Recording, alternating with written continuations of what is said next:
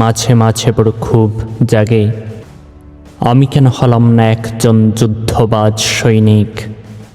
আমার হাতে যদি থাকতো একটা কলমের পরিবর্তে অত্যাধুনিক মেশিন গান, কিংবা একটি ইয়ার গানের ট্রিগারে এই বেকুল আঙুলগুলো, তবে হয়তো হৃদয়ের ঘুমন্ত ভেসুভিয়াসটা জেগে উঠতে পারত সম্পূর্ণ পারঙ্গম হয়ে, কিংবা নায়াগ্রা জলপ্রপাতের মতো ভেঙে চুরে দিতে পারত হৃদয়ের গিরিপথ তাবৎ সংকীর্ণতা।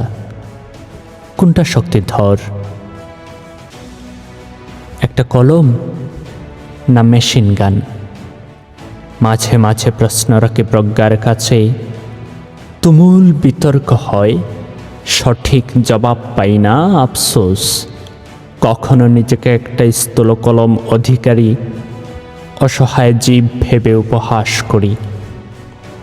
বন্ধুরাও হাসেন যত্রতত্র, সাম্রাজ্যবাদী সুন্দরী নারীরাও। আর মুদ্রাস্ফীতির সমাজ বিশ্রী ঠা ঠা হাসিতে ফেটে পড়ে আদিগন্ত। তবু আমি আলিফের মতো একটা কলম ধারণ করে খাড়া দাঁড়িয়ে আছি। আমার বৃত্ত নেই, চিত্তের বড়াই করে বেহুদা। আমি দ্বিতীয় মহাসমরের নায়ক হিটলারের কাহিনী পড়তে পড়তে, কিংবা আণবিক বোমার ধ্বংস ইতিহাস ঘাঁটতে ঘাঁটতে কলমের কালো আঁচড়ে একটি শান্তির উদ্যান রচনা করি। জানি মানুষের হিংস্রতা, ক্রোধ, মদমত্ততা ভালোবাসার এই উদ্যানে সংকলন হবে না কখনো। আর ওই স্থূল কলমের দামে আমি কিনতে চাই গোটা পৃথিবীর পারমাণবিক শক্তিধর তাবৎ সমরাস্ত্রকে। কিন্তু হায়, আমার প্রিয়জনরা, যারা শান্তির কপুতুরাতে ব্যস্ত, তারা আমাকে একটা পরাজিত সৈনিক হিসেবে চিত্রিত করে হাসে। হাসতে হাসতে তারা ইতিহাসের তার নজির তুলে। আমার সুকুমার বৃত্তির যাচাই হয় নিয়োজিত। কখনো আমার মনে হয় আমি কলমকে ধারণ করে ক্ষমাহীন অপরাধ করেছি, যে অপরাধের খেসারত পূরণে তেল সমৃদ্ধ দেশের আনুকূল্য অক্ষম। তৃতীয় বিশ্বের উন্নয়নশীল দেশের একজন যুবক হয়ে আমি আমার তারুণ্যকে বিপদগামী করেছি। আমার যৌবন সহসা ব্যয়িত হওয়া উচিত ছিল যুদ্ধাস্ত্র চর্চায়। কেননা যেখানে কলম নয় যুদ্ধাস্ত্র, যুক্তি নয় শক্তি, স্বস্তি নয় অস্থিরতা, জনগণ নয় ব্যক্তি, আর আদর্শ নয় অনাদর্শই মোক্ষম সর্বদিকে।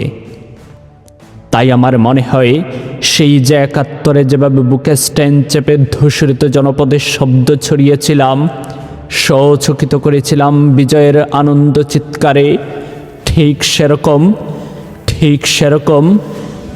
সেরকম প্রচণ্ড শব্দে ভয়ঙ্কর চিৎকারে বলতে ইচ্ছে হয়, ভাইসব,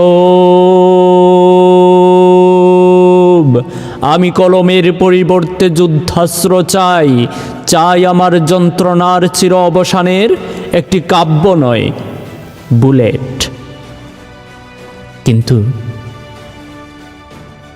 কিন্তু আমার বিবেক নামক স্বয়ংক্রিয় কম্পিউটারটি এর বিপরীত রায় দিলে, তাই আজও আমার স্থূল কলমকে ঘষে ঘষে একটা মিসাইলের তীক্ষ্ণতা সৃষ্টিত প্রয়াসী।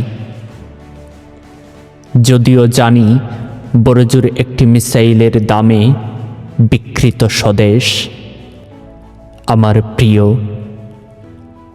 মাতৃভূমি।